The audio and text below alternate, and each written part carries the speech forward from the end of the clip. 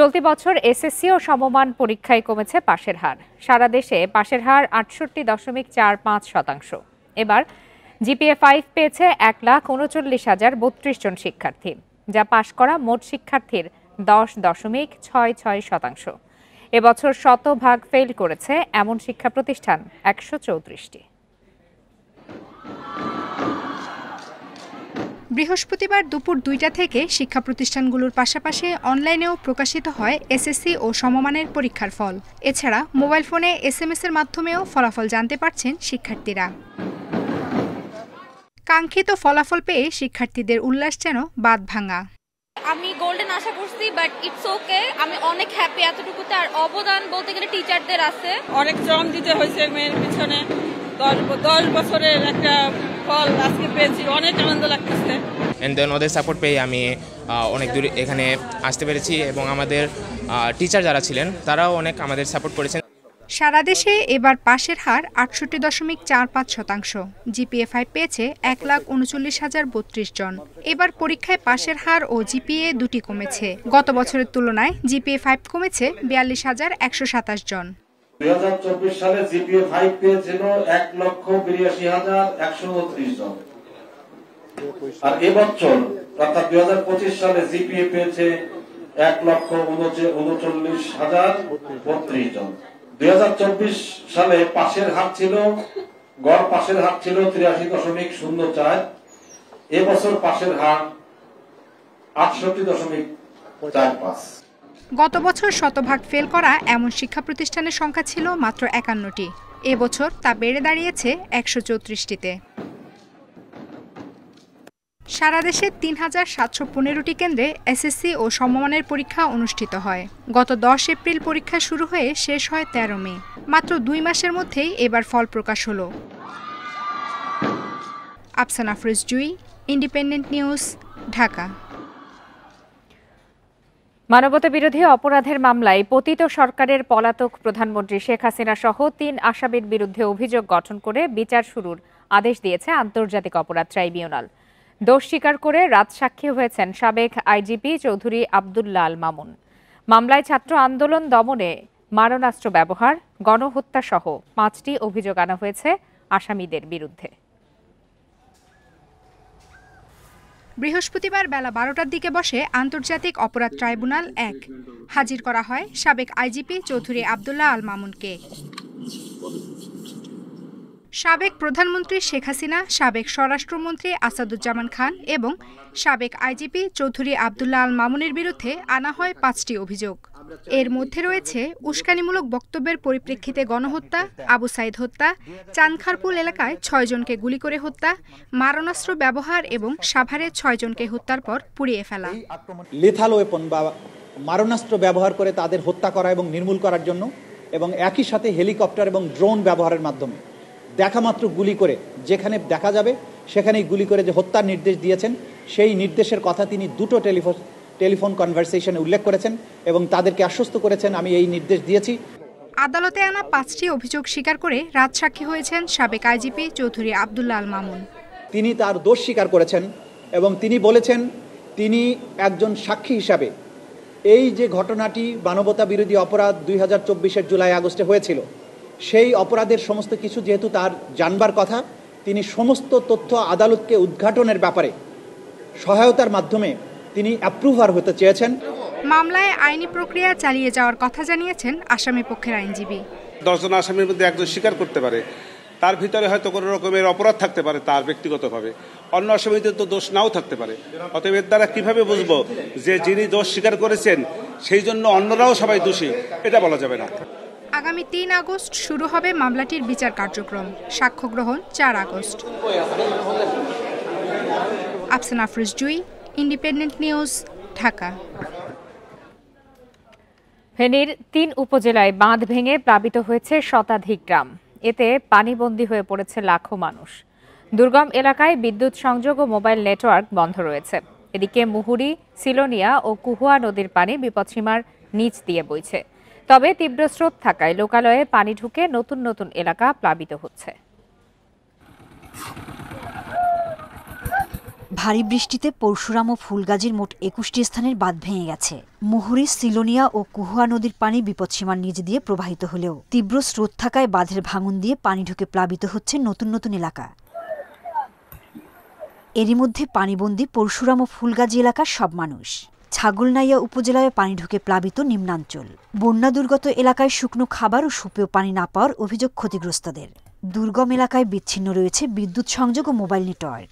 10 মিনিটের ভিতরে থেকে এনে আছি, এনে বাংনা ফরি গেছে। বাংনা ফরি আইতে আইতে মানে 20 মিনিটের ভিতরে মাল সামানা বার করতে পারিনি। আপনার এই বারে ঘরে পানি উঠে গেছে। এনে কোনো প্রশাসন থেকে কিছু হয়নি। স্থানীয়দের অভিযোগ, পানি উন্নয়ন বোর্ডের কিছু কর্মকর্তার দায়সারা কাজের জন্য প্রতি বছরই এই এলাকায় ভাঙন নিয়মে পরিণত হয়েছে। জায়গা দিয়ে ভাঙছে, এখান দিয়ে ভাঙছে, আর সামনে দিয়ে ভাঙতে লাগছিল। তো আর এগুলা রক্ষা করবার মতো না। আর এগুলা যদি একটু মজবুত করে বাঁধি দেয় তাহলে আপনার এটা রক্ষা। বেড়িবান্ধের উপর দিয়ে পানি প্রবাহিত হয়েছে। আমরা তখন গ্রামবাসী সবাই মিলে বেড়িবান্ধটা মাঠে দিয়ে বস্তা দিয়ে বাঁধতেছি, এরপরও রোগাতে পারি না। তবে অভিযোগ নাকচ করে দুর্গত এলাকায় ত্রাণ সহায়তা পৌঁছানোর চেষ্টা করা হচ্ছে বলে জানিয়েছে প্রশাসন। ত্রাণ কার্যক্রম এখানে কিন্তু বেশ কয়েকটি বহুমাত্রিক ম্যানেজমেন্ট আছে। শুধু সার্বক্ষণিক একজন উপজেলা নির্বাহী অফিসার তো ত্রাণ নিয়ে যাবেন না, এর বাইরেও কিন্তু তার কাজ হচ্ছে সকলের মাঝে ত্রাণ পৌঁছে দেওয়া। টানা 3 দিনের বৃষ্টিতে ফেনীর 3 উপজেলার লাখো মানুষ পানিবন্দী। Independent news. ফেনীর বন্যা পরিস্থিতির সর্বশেষ তথ্য জানাতে এই মুহূর্তে সেখান থেকে যোগ দিয়েছেন সহকর্মী সমীর উদ্দিন।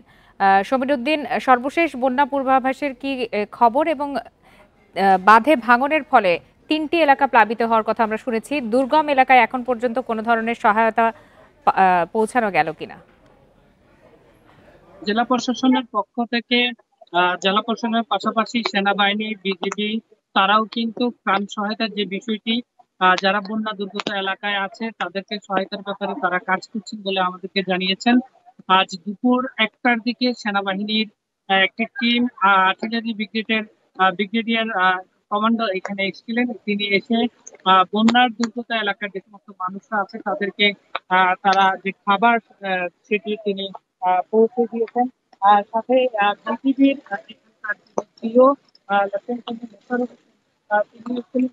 তার টিমকে নিয়ে বন্যায় কবলিত হয়ে পড়া আশ্রয় কেন্দ্রে আশ্রয় বহন করা যে সকল আশ্রিত আছে তাদেরকে তারা রান্না খাবার পৌঁছে দিয়েছেন। এবং অন্যান্য এলাকায় যারা রিমোট এলাকায় বা দুর্গম এলাকায় যারা এইরকম ভাবে বন্দী আছে তাদেরকে তারা খোঁজ খবর নিচ্ছেন, তাদেরকে ত্রাণ সহায়তা দেওয়ার ব্যাপারে তারা আমাদেরকে আশ্বস্ত করেছেন। তবে আমরা সরেজমিনে যেটা দেখেছি, দুর্গম এলাকা অনেক মানুষ এখনো পানিবন্দী আছে। তারা অভিযোগ করছে যে জেলা প্রশাসনের পক্ষ থেকে তাদের যে শুকনো খাবার, সুপেয় পানি এগুলো তাদেরকে এখনো সরবরাহ করেনি। তার সরবরাহ না করার কারণে তাদের ভিতরে এক ধরনের চাপা ক্ষোভ এবং বিরাজ করছে। তারা বলছে যে আমরা প্রতিবারেই বন্যায় কবলে পড়ে, কারণ ফেনীর ফুলগাজী, পরশুরামের মুহুরী, কুহু এবং সিলোনিয়া নদীর এখানে প্রতি বছর 4বার কিন্তু এই বন্যার কবলে পড়ে। এবার পর্যন্ত এই বছর 2বার বন্যার কবল সেরে যাচ্ছে, আরো 2টি সিজন বাকি থেকে গেছে বলে আমাদেরকে এখানকার পানি উন্নয়ন বোর্ডের নির্বাহী প্রকৌশলী আক্তার হোসেন তিনি নিশ্চিত করেছেন। তিনি বলেছেন যে যেই জায়গাগুলোতে বাঁধ ভেঙেছে সেই জায়গাগুলোতে বাঁধ মেরামত করবে তখনই, যখন পানি কমবে। আর আমরা কিছু ফুলগাজীতে আলী আজম উচ্চ বিদ্যালয় যে আশ্রয় কেন্দ্র রয়েছে সেখানে গিয়ে দেখেছি সেখানকার আশেপাশে একজন শিশু এসেছিল যাকে গতকালকে সাপে কামড় দিয়েছে। প্রাথমিক চিকিৎসা দেওয়ার পরে আজকে সেই শিশুর 80% বৃষ্টি হয়ে যাওয়ার কারণে তাকে ফেনী সদর হাসপাতালে নিয়ে যাওয়া হয়েছে বলে তার পরিবার আমাদেরকে নিশ্চিত করেছে। এখানকার মানুষরা আসলে এই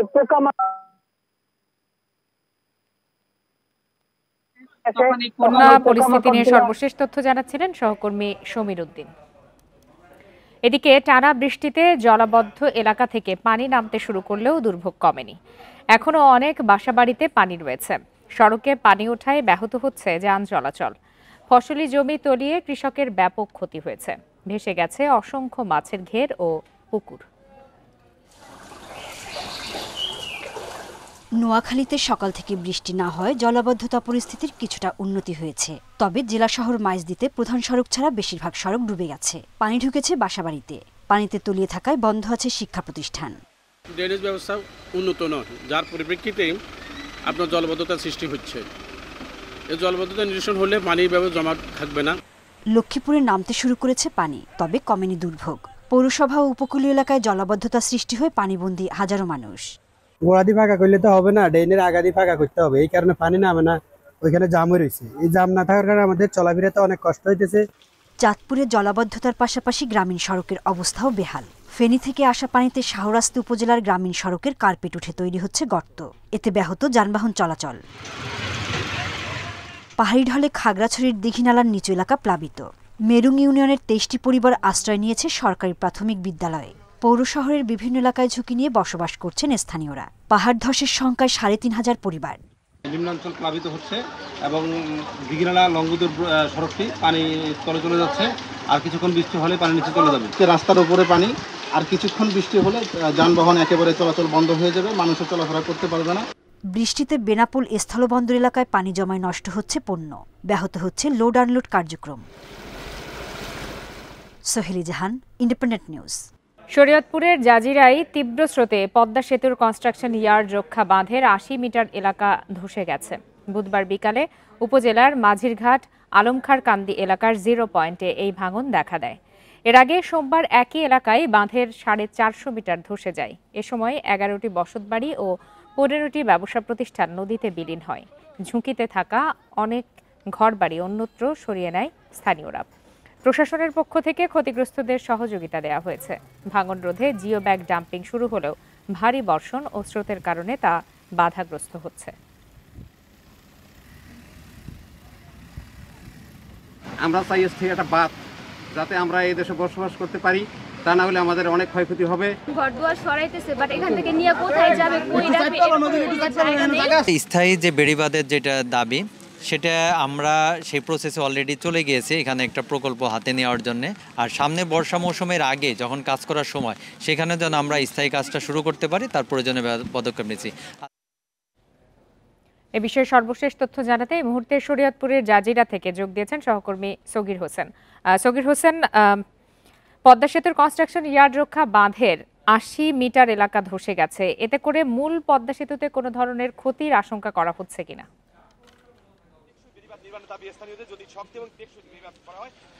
আমরা জেলা পানি উন্নয়ন বোর্ডের নির্বাহী কর্মকর্তার সাথে কথা বলেছি। তিনি যেমনটা জানিয়েছেন যে পদ্মা সেতুর পূর্ব পাশ থেকে পূর্ব নাডোবা আলমখারকান্দি 0 পয়েন্ট পর্যন্ত যে 2 কিলোমিটার পদ্মা সেতু কানেকশন ইয়ার্ড রক্ষা বাঁধ, এই বাঁধে কিন্তু ঝুঁকিপূর্ণ। তো এই ঝুঁকিপূর্ণ হলেও পদ্মা সেতুতে তেমন কোনো প্রভাব পড়বে না বলে জানিয়েছেন তারা। তো আমরা যেই খানটাতে আছি সেটা হচ্ছে পূর্ব নাডোবা আলমখারকান্দি 0 পয়েন্টে গতকাল বিকেলে কিন্তু এখানে ৮০ মিটার এলাকা জুড়ে ভেঙে গেছে। ভেঙে যাওয়ার পরে পানি উন্নয়ন বোর্ড কিন্তু তারা জিও ব্যাগ ডাম্পিং করছেন। তবে পানি উন্নয়ন বোর্ডের সাথে কথা বলছি, তারা যেমনটা জানিয়েছেন যে এই ডাম্পিংয়ে কিন্তু একটা সমস্যা দেখা দিয়েছে, সেটা হচ্ছে প্রবল স্রোত এবং বৃষ্টির কারণে। তবুও তারা কিন্তু কাজ চালিয়ে যাচ্ছেন। আমরা স্থানীয়দের সাথে কথা বলেছি, তারা যেমনটা জানিয়েছেন যে এই যে গত সোমবার বিকেল থেকে যে ভাঙন শুরু হয়েছে, ভাঙনে প্রায় 26টি বসতবাড়ি এবং ব্যবসা প্রতিষ্ঠান নদী গর্ভে তলিয়ে গেছে। পাশাপাশি 25 থেকে 30টি ব্যবসা প্রতিষ্ঠান এবং বাড়িঘর কিন্তু সরিয়ে নেওয়া হয়েছে। তো তারা এখন আতঙ্কে রয়েছেন। এই আতঙ্কে কিন্তু তাদের দিন কাটছে। তাদের একটি দাবি যে আগামী বর্ষার আগে স্থায়ী একটি বেড়িবাঁধ এবং এই যে ভাঙন শুরু হয়েছে, ভাঙন জানি দ্রুত রোধ হয়। তো আমরা যেটা পানি উন্নয়ন বোর্ড থেকে জেনেছি যে পদ্মা সেতুর পূর্ব পাশ থেকে আলমখারকান্দি 0 পয়েন্ট পর্যন্ত কিন্তু 1,10,00,000 টাকায় একটি পদ্মা সেতু কানেকশন ইয়ার্ড বাঁধ দেওয়া হয়েছিল 2010-11 সালে। সেই বাঁধটি কিন্তু ধীরে ধীরে ভেঙে যাচ্ছে। তো স্থানীয়দের একটি দাবি, তারা চান যে এখানে একটা বেড়িবাঁধ হোক। যে শরীয়তপুর থেকে জানাচ্ছিলেন সহকর্মী সগির হোসেন। টানা বৃষ্টি ও মেঘনার অস্বাভাবিক জোয়ারে লক্ষ্মীপুরের রামগতি ও কমলনগরে নদী তীর রক্ষা বাঁধের বিভিন্ন স্থানে ধস দেখা দিয়েছে। ভাঙনের ঝুঁকিতে আলেকজান্ডার ও মাতব্বরহাট বাঁধের 5 কিলোমিটার এলাকা। হুমকির মুখে নদী পাড়ের 7 লাখ মানুষ। সময়মতো বাঁধের কাজ শেষ না হওয়ার অভিযোগ স্থানীয়দের। আর নিম্নমানের সামগ্রী দিয়ে কাজ করায় টেকসই হচ্ছে না বাঁধ। গত কয়েকদিনের টানা বৃষ্টি আর মেঘনার অস্বাভাবিক জোয়ারের পানি ঢুকে পড়ে লক্ষ্মীপুরের রামগতি ও কমলনগরের বেশ কিছু এলাকায়। এতে নদী রক্ষা বাঁধের বিভিন্ন স্থানে ধসের শঙ্কা দেখা দিয়েছে। আতঙ্কিত নদী পাড়ের প্রায় 7 লাখ বাসিন্দা। ৩,১০০ কোটি টাকা ব্যয় ৩১ কিলোমিটার তীররক্ষা বাঁধ প্রকল্পের কাজ শুরু হয় ২০২২ সালে। তবে ৩.৫ বছরে কাজ হয়েছে মাত্র ৬০ ভাগ। নদীর ঢেউ আর নিম্নমানের ডাম্পিং সামগ্রীতে বাঁধের একাধিক স্থানে দেখা দিয়েছে ভাঙন। বেড়িবাঁধটা কাজে বিলম্ব হওয়ার কারণে বেড়ি দিয়ে পানি ঢুকে আমাদের এই জনজীবন মানুষকে বিপর্যস্ত করতেছে। ৩১০০ কোটি টাকার কাজ আজকে আপনার কত প্রায় ৩-৪ বছর হয়েছে কাজ করতে আছে কোনো কাজের কোনো গতি নেই। আলেকজান্ডার ও মাতাব্বরহাট অংশে ৮ কিলোমিটার এলাকা বাঁধও ভাঙনের মুখে। নদী গর্ভে বিলীন হওয়ার শঙ্কায় অনেকে ঘরবাড়ি সরিয়ে নিচ্ছেন। বেড়িতে আর একটু মজবুত হওয়া দরকার ছিল। আর এই জায়গাটাতে মনে করেন বেশি খাড়ে, এখানে দরকার ছিল ব্লক আরো বেশি করে দেওয়ার। বেড়িবাঁধটা ভেঙে গেছে এবং কি অনেক জায়গায় পানি উঠেছে। মাতাব্বরহাট অনেক বাড়ি ঘর ও দোকানপাট অনেক কিছু ডুবে গেছে। প্রকল্পে ৯৭টি প্যাকেজে কাজ চললেও অগ্রগতি আশানুরূপ নয়। পানি উন্নয়ন বোর্ড বলছে নির্ধারিত সময়ে শেষ হবে প্রকল্পের কাজ। ভাঙন রোধে জরুরি ভিত্তিতে জিও ব্যাগ ডাম্পিং করা চলছে। তাৎক্ষণিক ব্যবস্থা বলতে কিছু কিছু জায়গায় ডিপ্রেশন হয়েছে। আপনারা যে জেনেছেন কয়েকদিন আগে যে আমাদের যে অতি বৃষ্টি এবং ইসের কারণে যে জলোচ্ছ্বাসটা হলো, আমরা সেসব জায়গায় দ্রুতই ব্যবস্থা নেব এবং মেরামত আমরা করে ফেলব। ২০২৫ সালের ডিসেম্বরে বাঁধ নির্মাণের প্রকল্পের মেয়াদ শেষ হবার কথা রয়েছে। Independent news. চাঁদাবাজ ও স্বৈরাচারের এই দেশের ঠাঁই হবে না বলে মন্তব্য করেছেন এনসিপির আহ্বায়ক নাহিদ ইসলাম। মাগুরাতে দলের জুলাই পদযাত্রা কর্মসূচিতে এই মন্তব্য করেন তিনি। বলেন, সংবিধান সংস্কার করেই জাতীয় নির্বাচন দিতে হবে। তিনি আরও বলেন, লড়াই এখনও শেষ হয়নি, সেই বার্তা দিতেই মানুষের দ্বারে দ্বারে যাচ্ছে এনসিপি। ২৩ আগস্টের মধ্যে সরকারকে জুলাই সনদ দেওয়ার আহ্বান জানান তিনি। এর আগে এনসিপির ১০ম দিনের কর্মসূচি শুরু হয় সদর উপজেলা চত্বর থেকে। শহরের চৌরঙ্গি মোড়, ঢাকা রোড ঘুরে ভাইনা মোড় চত্বরে পথসভায় অংশ নেন এনসিপির নেতারা। জেলায় বিভিন্ন কর্মসূচি শেষে নড়াইলের পদযাত্রায় অংশ নেবেন নেতাকর্মীরা। চলমান চাঁদাবাজি, সন্ত্রাস, দখলদারিত্বের বিরুদ্ধে আপনাদেরকে সরব হতে হবে। আমরা ৫ই আগস্ট এই গণঅভ্যুত্থানের ১ বছর পূর্তি হবে, আমরা ৩রা আগস্টের মধ্যেই সেটি কার্যকর দেখতে চাই। মৌলভীবাজারের শ্রীমঙ্গলে সেপটিক ট্যাঙ্কে নেমে ২ ভাই সহ ৪ জনের মৃত্যু হয়েছে। এ ঘটনায় অসুস্থ একজন সিলেট ওসমানী মেডিকেলে চিকিৎসাধীন। বুধবার রাতে উপজেলার হরিণাচড়া চা বাগানে এই ঘটনা ঘটে। নিহতরা হলেন চা শ্রমিক রানা নায়েক, তার ভাই শ্রাবণ নায়েক, কৃষ্ণ রবিদাস ও নিপেন ফুলমালী। স্থানীয়রা জানিয়েছেন, রাতে চা বাগানের সেপটিক ট্যাঙ্কে একজনের মোবাইল পড়ে যায়। সেটি তোলার জন্য একজন সেপটিক ট্যাঙ্কে নামেন। তিনি ফিরে না আসায় ৪ জন তাকে উদ্ধারের চেষ্টা চালায়। এক পর্যায়ে সবাই অচেতন হয়ে পড়ে। পরে তাদের উদ্ধার করে সদর হাসপাতালে নিয়ে গেলে চিকিৎসক ৪ জনকেই মৃত ঘোষণা করেন। বিষাক্ত গ্যাসের কারণে তাদের মৃত্যু হয়ে থাকতে পারে বলে ধারণা চিকিৎসকদের। নিপেন, কৃষ্ণ রবিদাস, রানা এবং শ্রাবণ নামের ৪ জন পেশেন্ট আসেন, যারা ৪ জনই ব্লড ডেথ ছিলেন এবং আমাদের কর্তব্যরত চিকিৎসক ওনাদেরকে মৃত ঘোষণা করেন।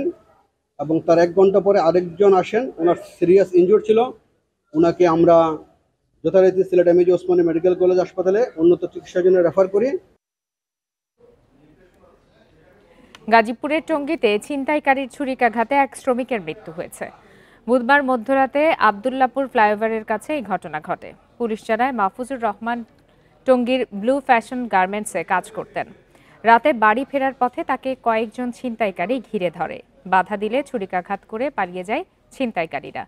গুরুতর অবস্থায় হাসপাতালে নিলে চিকিৎসক তাকে মৃত ঘোষণা করেন। এর আগে ধীরাশ্রম এলাকায় পারিবারিক কলহের জেরে স্ত্রীকে কুপিয়ে হত্যার অভিযোগে নিহতের স্বামী মোস্তফা কামালকে আটক করা হয়েছে।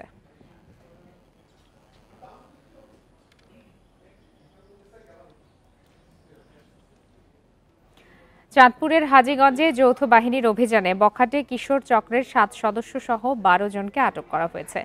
সকালে সংবাদ বিজ্ঞপ্তিতে এই তথ্য জানায় চাঁদপুর আর্মি ক্যাম্প। এতে বলা হয়, বুধবার রাতে হাজীগঞ্জ পৌরসভার টোরাগড় হামিদিয়া জুট মিল এলাকা থেকে বখাটে কিশোর চক্রের 7 সদস্যকে আটক করা হয়। এদের কাছ থেকে উদ্ধার হয় বিভিন্ন দেশীয় অস্ত্র।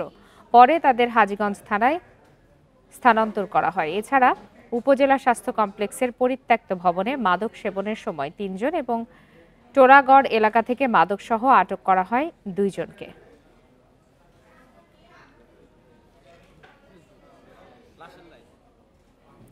যশোরে নিজ ঘর থেকে এক নারীর মরদেহ উদ্ধার করেছে পুলিশ। সে ঘটনায় আটক করা হয়েছে তার স্বামী তপন দেবনাথকে। বুধবার রাতে সদর উপজেলার বাঘারপাড়ায় এই ঘটনা ঘটে। পুলিশ জানায়, বুধবার সকাল থেকে নিখোঁজ ছিলেন সুচিত্রা দেবনাথ।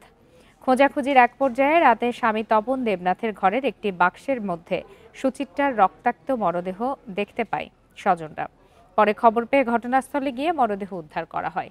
এ সময় আটক করা হয় তার স্বামী তপন দেবনাথকে। ধারালো অস্ত্র দিয়ে হত্যার পর মরদেহ লুকিয়ে রাখা হয়েছে বলে ধারণা করছে পুলিশ।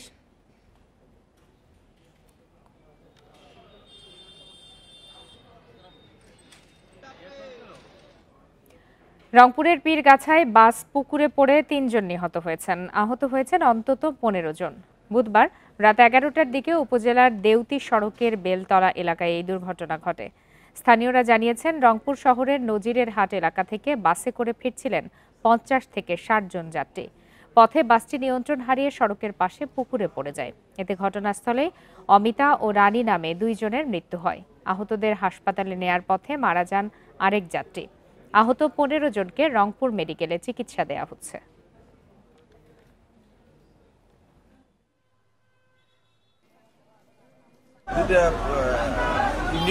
আসার পরে এখানে মানে কিছু আহত লোক পাওয়া যায়। সেই আহত লোকগুলো উদ্ধার করে অ্যাম্বুলেন্স থেকে সদর হাসপাতালে পাঠানো হয়েছে। ফরিদপুরের মধুখালীতে যুবক শাহ মোহাম্মদ রাজন হত্যা মামলায় 5 জনের যাবজ্জীবন কারাদণ্ড দিয়েছে আদালত। দুপুরে অতিরিক্ত দায়রা জজ আদালত 2-এর বিচারক অশোক কুমার রায় এই রায় ঘোষণা করেন। এ সময় সব আসামি আদালতে উপস্থিত ছিলেন। রাষ্ট্রপক্ষের আইনজীবী রকিবুল ইসলাম জানান, 2014 সালের 27 মার্চ রাজনকে অপহরণের পর হত্যা করে মাটি চাপা দিয়ে রাখে আসামিরা। এ ঘটনার 6 দিন পর পুকুর পাড়ের মাটি খুঁড়ে মরদেহ উদ্ধার করে পুলিশ। পরে নিহতের মা বাদী হয়ে হত্যা মামলা করেন। আদালত দীর্ঘ শুনানি ও সাক্ষ্য গ্রহণ শেষে আজ রায় ঘোষণা করে।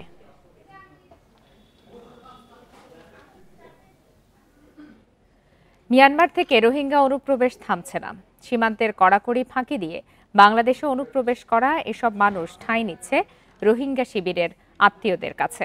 এদিকে শরণার্থী ত্রাণ ও প্রত্যাবাসন কমিশনার জানিয়েছেন, নিবন্ধিত 1,18,000 রোহিঙ্গার জন্য তৈরি হচ্ছে ঘর। মিয়ানমারের বুতিরহঙ্গের বাসিন্দা জিয়াবুল হক আরাকান আর্মির হামলায় এক পা হারিয়ে কোনো মতে পালিয়ে আশ্রয় নেন পাহাড়ে। সেখান থেকে আসেন বাংলাদেশের উখিয়া সীমান্তে। আমাদের এলাকার যুবকদের তারা ধরে নিয়ে আরাকান আর্মিতে যোগ দিতে বাধ্য করে, না হয় আরসার সদস্য দাবি করে নির্যাতন করে। রোহিঙ্গারা জানাচ্ছেন, রাখাইন প্রদেশ এখন প্রায় রোহিঙ্গা শূন্য। আগে মিয়ানমারে জান্তা বাহিনী, পরে আরাকান আর্মির অত্যাচারে তারা ভিটেমাটি ছাড়া। জান্তা বাহিনীর সঙ্গে যুদ্ধ করতে আরাকান আর্মির টার্গেট রোহিঙ্গাদের দলে নেয়া। এতে অসম্মতি জানালে চলে নির্যাতন। আরাকান আর্মির নির্যাতনে রাখাইন ছাড়া অনেকে এখন বাংলাদেশের শরণার্থী শিবিরে। কেউ কেউ গেছেন সাগরপথে মালয়েশিয়া বা থাইল্যান্ডে। মিয়ানমারে জান্তা এবং আরাকান আর্মির সংঘাতে আটকে আছে রোহিঙ্গা প্রত্যাবাসনের উদ্যোগ। নেই সংকট সমাধানের লক্ষণ, যা বাড়াচ্ছে উদ্বেগ। সত্যি এখানে নতুন রোহিঙ্গারা চলে আসছে, তো আমরা যে ওদেরকে পাঠানোর বিষয়ে যে কাজ করছিলাম, আমার মনে হচ্ছে এই জায়গাটা ঠিকভাবে কাজ হচ্ছে না। শরণার্থী ত্রাণ ও প্রত্যাবাসন কমিশনার জানিয়েছেন, মিয়ানমারের অভ্যন্তরীণ সংঘাতে বেড়েছে সংকট। বাংলাদেশে নতুন করে নিবন্ধিত রোহিঙ্গার সংখ্যা 1,18,000। আমরা হাঞ্চ করতে পারছিলাম যে রোহিঙ্গারা আবার আসা শুরু করবে, এবং সেটি হয়েছে। আমরা আমাদের এইখানে যে রেজিস্ট্রেশন প্রসেসটি আছে, এখন টেকনিক্যাল প্রবলেমের কারণে রেজিস্ট্রেশন প্রক্রিয়াটা বন্ধ আছে। বর্তমানে উখিয়া ও টেকনাফের ৩৩টি আশ্রয় শিবিরে নিবন্ধিত রোহিঙ্গার সংখ্যা ১৩ লাখের বেশি। গেল ৮ বছরে একজন রোহিঙ্গাকেও মিয়ানমারে ফেরত পাঠানো সম্ভব হয়নি। তৌফিকুল ইসলাম, ইন্ডিপেন্ডেন্ট নিউজ, উখিয়া, কক্সবাজার। নেত্রকোনা, লালমনিরহাট ও জামালপুর সীমান্তে আবারও ৩৮ জনকে পুশ-ইন করেছে বিএসএফ। বিজিবি জানায়, ভোরে নেত্রকোনার বিজয়পুর সীমান্ত দিয়ে ২১ জনকে পুশ-ইন করে বিএসএফ। পরে তাদের আটক করা হয়। তাদের মধ্যে ১৯ জন তৃতীয় লিঙ্গের ও ২ জন পুরুষ রয়েছে। তারা চট্টগ্রাম, রাজবাড়ী, পটুয়াখালী, মৌলভীবাজার সহ বিভিন্ন জেলা থেকে ভারতে গিয়েছিলেন। এদিকে লালমনিরহাটের দুর্গাপুর সীমান্ত দিয়ে ১০ জন এবং জামালপুরের ধানুয়া, কামালপুর সীমান্ত দিয়ে ৭ জনকে পুশ-ইন করেছে বিএসএফ। সবাই বিজিবি হেফাজতে রয়েছে।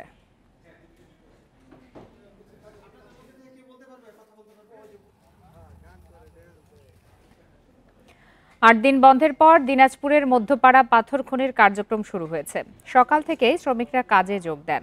খনির উপমহাব্যবস্থাপক সৈয়দ রফিজুল ইসলাম জানান, বুধবার খনি কর্তৃপক্ষ, জিটিসি, শ্রমিক, আইনশৃঙ্খলা বাহিনীর উপস্থিতিতে আলোচনায় সমাধান হওয়ায় শ্রমিকরা কাজে যোগ দিয়েছেন। এর আগে চাকুরিচ্যুত শ্রমিকদের পুনর্বহাল ও প্রোডাকশন প্রফিট বোনাস সহ ৯ দফা দাবিতে আন্দোলনের মুখে ২ জুলাই থেকে খনির কার্যক্রম বন্ধ ঘোষণা করা হয়।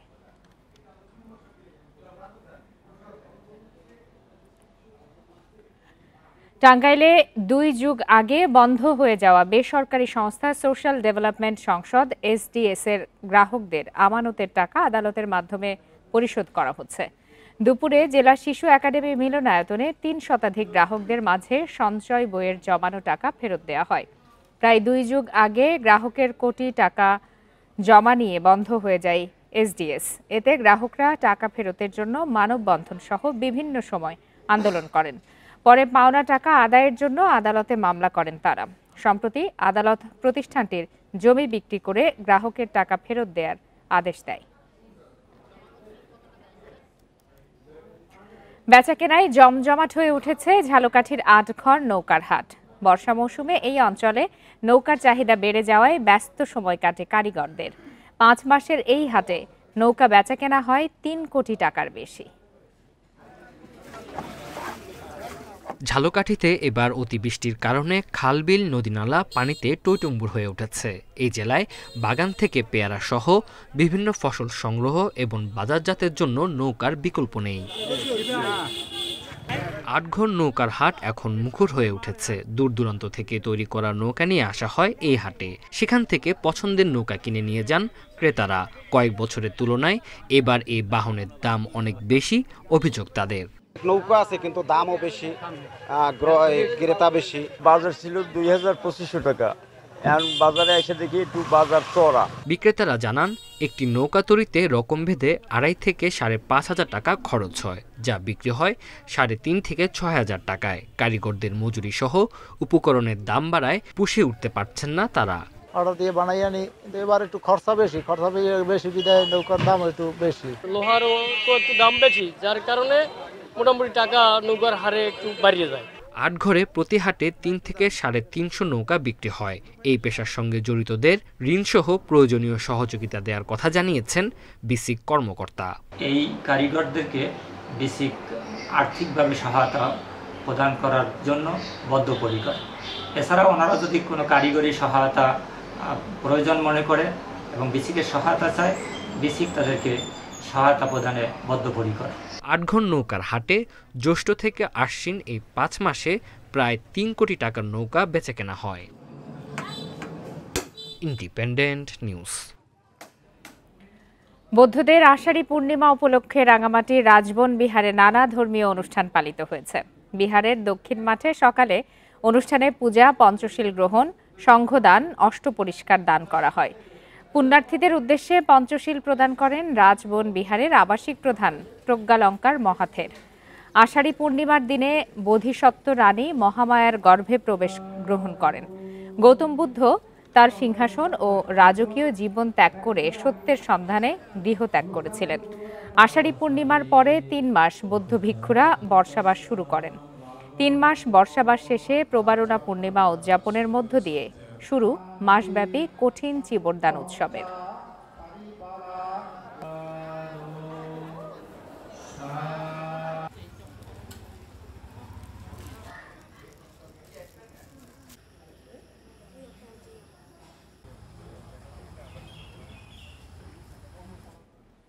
এরই সাথে শেষ করছে আজকের সমগ্র বাংলাদেশ। ইন্ডিপেন্ডেন্ট টেলিভিশনের সব খবরের আরো বিস্তারিত জানতে চোখ রাখুন ফেসবুক, ইউটিউব আর এক্সে। এতক্ষণ সাথে থাকার জন্য ধন্যবাদ সবাইকে।